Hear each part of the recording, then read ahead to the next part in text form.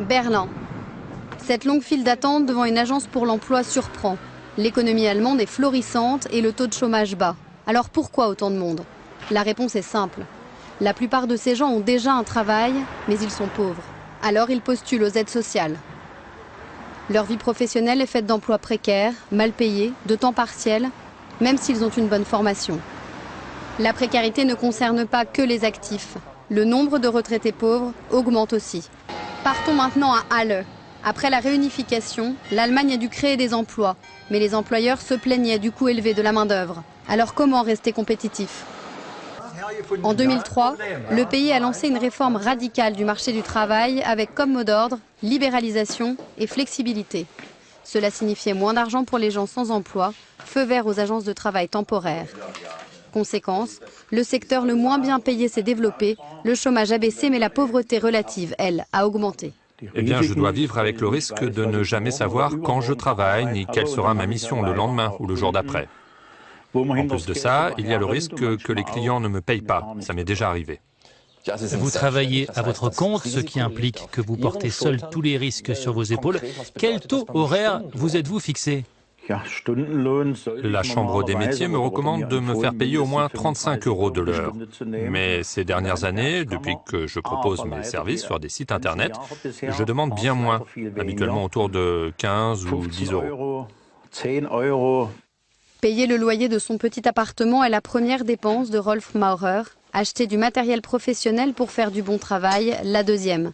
Impossible dans ce contexte de mettre de côté pour sa retraite.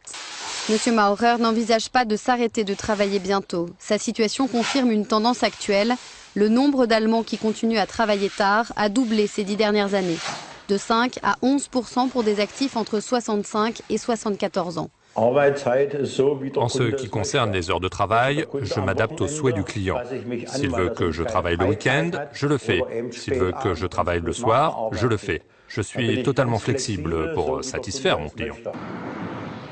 En Allemagne, le problème, c'est qu'un travailleur sur 5 gagne moins de 10 € par heure. Il est donc considéré comme un travailleur pauvre. C'est le résultat de la destruction des règles du marché du travail. L'Allemagne est un pays riche, il n'y a pas de doute là-dessus. Mais l'Allemagne est aussi un pays divisé socialement. Dans ce pays riche, les travailleurs pauvres existent, des gens qui travaillent 40 ou 50 heures par semaine, mais qui ne gagnent pas leur vie en travaillant.